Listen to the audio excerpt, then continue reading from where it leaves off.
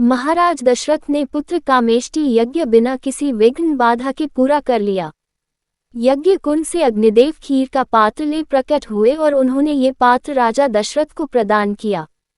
दशरथ ने ये खीर आधी आधी कौशल्या और कैकेयी में बांट दी। राजा दशरथ के 3 रानियां थीं, कौशल्या, कैकेयी और सुमित्रा। कौशल्या और कैकेयी ने अपने अपने हिस्से से थोड़ी खीर सुमित्रा को भी दी। चौथ शुक्ल नवमी के दिन कौशल्या के गर्भ से विष्णु नीलमेघ कांति के साथ श्रीराम के रूप में अवतरित हुए। कैकेयी के गर्भ से विष्णु के शंख और पद्म के अंश लेकर भरत प्रकट हुए। शेषनाग का अंश लेकर स्वर्णिम वर्ण के लक्ष्मण तथा विष्णु के चक्र और गदा के अंश से माणिक कांति वाले शत्रुघ्न सुमित्रा के गर्भ से पैदा हुए।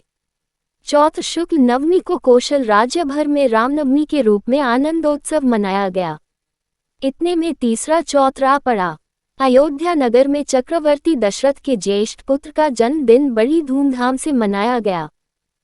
चौथ पूर्णिमा की दुधिया चांदनी रात में दशरथ अपने महल में अपनी रानियों, चारों पुत्रों, मंत्री सुमंत्र, राजबंधुओं तथा अंतर्गत सखा भद्र के साथ मिष्टान भोज करने लगे। कौशल्या राम को गोद में लिए चंद्रमा को दिखाते हुए खिलाने लगी। राम चांद को लेने की जिद करने लगे और उसके लिए रोने लगे। उन्हें कई प्रकार से मनाया गया, फिर भी उन्होंने रोना बंद नहीं किया। इस पर सुमंत्र ने एक आईना मंगवाया और उसमें चांद का बिंब दिखाया। तब राम प्रसन्नता के मारे उस आईने में चंद्र तथा अपने को देखते हुए रामचंद्र कहकर अपने नन्हे हाथों से तालियां बजाने लगे। उस दिन से वे रामचंद्र कहलाए। इसके बाद भद्र ने राम को गोद में लेकर आईने में दिखाते हुए पूछा, अब तो बताओ। तब राम ने उत्तर दिया, रामभद्र। इसलिए वे रामभद्र भी कहलाए। तभी लक्ष्मण, भरत तथा शत्रुघ्न रामचंद्र के पास आकर खड़े हो गए। आईने में चांद का बिंब छत्र जैसा दिखाई पड़ रहा था और पूरा दृश्य रामचंद्र के राज्याभिषेक जैसा प्रतीत हो रहा था। दशरथ के आनंद की कोई सीमा न रही।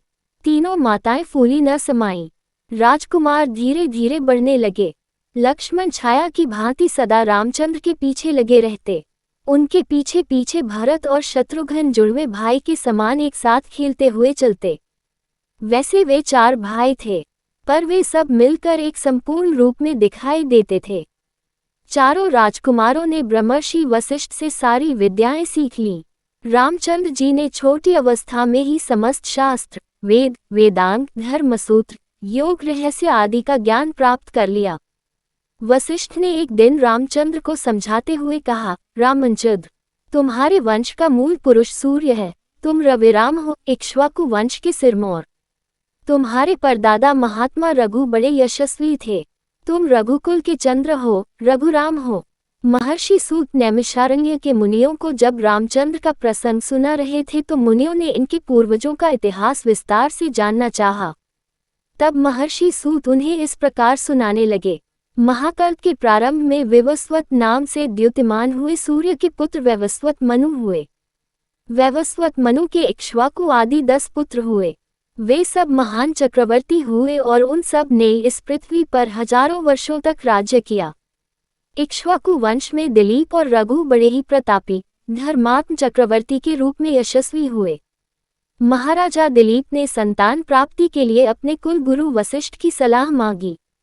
उनके आदेशानुसार राजा कामधेनु की अंश नंदिनी की बड़ी श्रद्धा भक्ति के साथ सेवा अर्चना करने लगे। एक दिन महाराजा दिलीप नंदिनी को जंगल में चरा रहे थे। नंदिनी चरते चरते एक गुफा में चली गई। उस गुफा में एक सिंह था। उस सिंह ने नंदिनी को पकड़ लिया। दिलीप ने सिंह पर बाण चलाना चाहा, किंतु उनका हाथ रुक गया। सिंह ने कहा, हे राजन, ये गाय मेरे लिए आहार बनकर आई है। आपका मुझे मारना अधर्म होगा, इसीलिए आपके हाथ रुक गए। इस पर दिलीप ने कहा, तुम नंदिनी के बदले मुझे खा लो, किंतु इसे छोड़ दो। राजा के मुख से यह उत्तर पाकर सिंह अदृश्य हो गया। नंदिनी राजा दिलीप की भक्ति पर प्रसन्न होकर बोली, महाराज, मैंने ही माया से आपको ये दृश्य दिखाया है। मैं आपकी भक्ति की परीक्षा ले रही थी। आप उस परीक्षा में सफल निकले। नंदिनी ने राजा को संतान प्राप्ति का वरदान दिया। महाराजा दिलीप के पुत्र महाराजा रघु हुए। ये दानवीर के रूप में विख्यात हुए। एक बार एक तपस्वी राजा के अतिथि बनकर आए।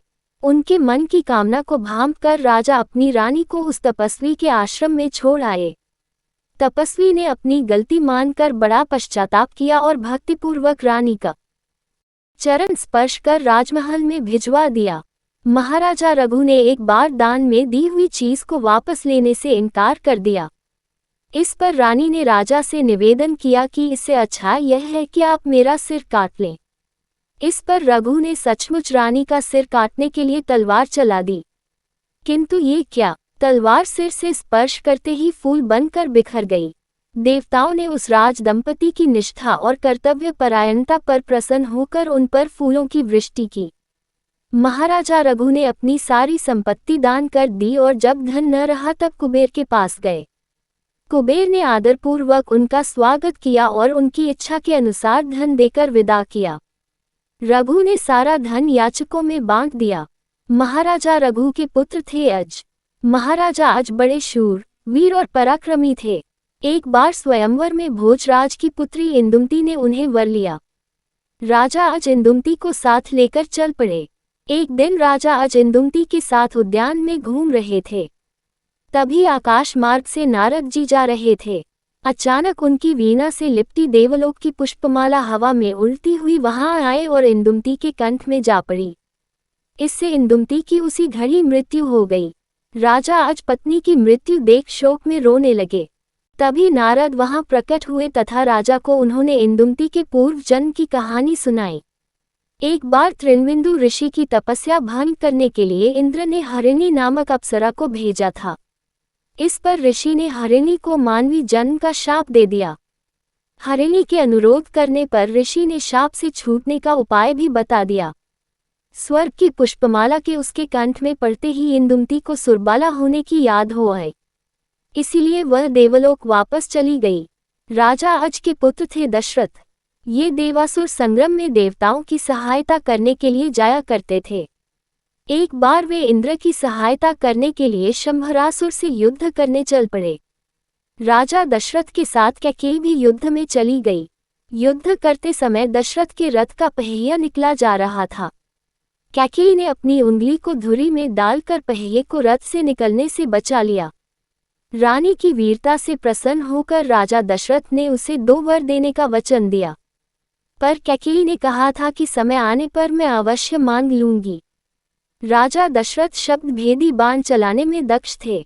एक बार ये प्रजा की फसलों को नष्ट करने वाले जंगली हाथियों का शिकार करने निकले। तभी उस अंधेरी रात में श्रवण कुमार अपने प्यासे माता पिता के लिए कमंडल से जल लेने एक जलाशय पर गए। जल लेने की आवाज सुनकर राजा दशरथ को शक हुआ कि फसल नष्ट करने वाले हाथी जलाशय पर पानी पी रहे हैं। दशरथ ने तुरंत आवाज की दिशा में तीर छोड़ दिया। तीर ठीक निशाने पर लगा और श्रवण कुमार घायल होकर चीखने तड़पने लगा। श्रवण कुमार की चीख सुनकर राजा दशरथ चौंक गए और शीघ्र ही दौड़कर उसके पास पहुंचे। मरते हुए श्रवण कुमार ने दशरथ से अपने प्यासे माता पिता को जाकर जल पिलाने का अनुरोध किया। उन्होंने उन्हें पहले जल पिलाया, फिर दुर्घटना की सारी कहानी सुना दी। पुत्र शोक में बिलखते हुए श्रवण कुमार के माता पिता ने शाप देते हुए कहा, हे दशरथ, आप भी मेरे ही समान पुत्र के शोक में अपने प्राण छोड़ेंगे। इतना कहकर मुनि दंपति ने अपने प्राण त्याग दिए। सूर्यवंशी राजाओं में शरणागत की रक्षा के लिए राजा शिवी विशेष रूप से विख्यात हुए। राजा शिवी की परीक्षा लेने के लिए इंद्र कबूतर तथा अग्निदेव बाज बनकर इनके पास एक बार आए। बाज कबूतर पर झपट रहा था और कबूतर रक्षा के लिए शरण ढूंढ रहा था। तभी कबूतर शरण लेने के लिए राजा शिवी की जांघ पर जा बैठा। राजा शिवी ने उसे रक्षा का वचन देते हुए बाज से कहा, कबूतर अपनी प्राण रक्षा के लिए मेरी शरण में आया है, अतः इसकी रक्षा करना मेरा धर्म है। लेकिन साथ ही मैं तुम्हारा आहार छीनना नहीं चाहता, इसलिए हे बाज, तुम इस कबूतर के वजन के बराबर मेरी जान का मांस खा लो। बाज ने राजा शिवी की बात मान ली। तराजू मंगाया गया। एक पलड़े पर कबूतर बैठ गया और दूसरे पर राजा शिवी अपनी जान का मांस काट काट कर चढ़ाने लगे। दोनों जांघों का मांस चढ़ाने पर भी कबूतर का वजन भारी ही रहा। तब राजा शिवी ने तराजू पर अपनी पूरी देह चढ़ा दी। राजा शिवी के त्याग और दानवीरता पर प्रसन्न हो इंद्र और अग्नि अपने असली रूप में आ गए और उन्हें अनेक वर दिए। क्षत्रिय होकर भी घोर तपस्या द्वारा वशिष्ठ के समान ही ब्रह्मर्षि पद पाने वाले विश्वामित्र भी सूर्य वंश के एक समय बड़े प्रतापी राजा थे। इसी वंश में महान राजर्षि परम विष्णु भक्त राजा अम्बरीश हुए। लक्ष्मी स्वयं इनके घर में इनकी पुत्री के रूप में अवतरित हुई। इनका नाम पड़ा श्रीमती। श्रीमती बचपन से ही विष्णु को अपना पति मानकर इनकी आराधना करने लगी। अपने मोहक रूप और सौंदर्य के लिए वह तीनों लोकों में प्रसिद्ध थी। श्रीमती का जन्म एक विशेष उद्देश्य को लेकर हुआ था। देवर्षि नारद को एक बार यह गर्व हो गया कि मैं मोह माया से परे हूँ, मुझ पर इसका कोई प्रभाव नहीं पड़ सकता। एक बार नारद ने अपने इस गर्व की चर्चा पर्वत नामक एक ऋषि से भी की। एक बार घूमते घूमते नारद और पर्वत दोनों ऋषि राजा अम्बरीश के यहाँ पधारे। राजा ने उनका यथोचित आदर सत्कार किया और अपनी पुत्री श्रीमती को आशीर्वाद देने की प्रार्थना की। जब श्रीमती ने आशीर्वाद लेने के लिए दोनों ऋषियों को प्रणाम किया, तभी उन दोनों पर विष्णु की माया छा गई। वे दोनों श्रीमती का सौंदर्य देखकर सारा ज्ञान भूल गए और उससे विवाह करने को दोनों आपस में लड़ने लगे। राजा अम्बरीश को ऋषियों के इस व्यवहार पर बड़ा आश्चर्य और दुख हुआ। श्रीमती के अनुरोध पर अम्बरीश ने उसके विवाह के लिए स्वयंवर की घोषणा कर दी। स्वयंवर की घोषणा सुनकर दोनों ऋषि वहां से चले गए। स्वर्ग में वापस जाकर भी नारद श्रीमती को भूल न सके और उससे विवाह करने के लिए विष्णु से अपना सुंदर रूप देने की प्रार्थना की। इधर पर्वत ईर्ष्यावश विष्णु से यह अनुरोध करने आया कि स्वयंवर में जाने के लिए वे नारद को बंदर का मुख दे दें। विष्णु ने पर्वत की यह बात मान ली।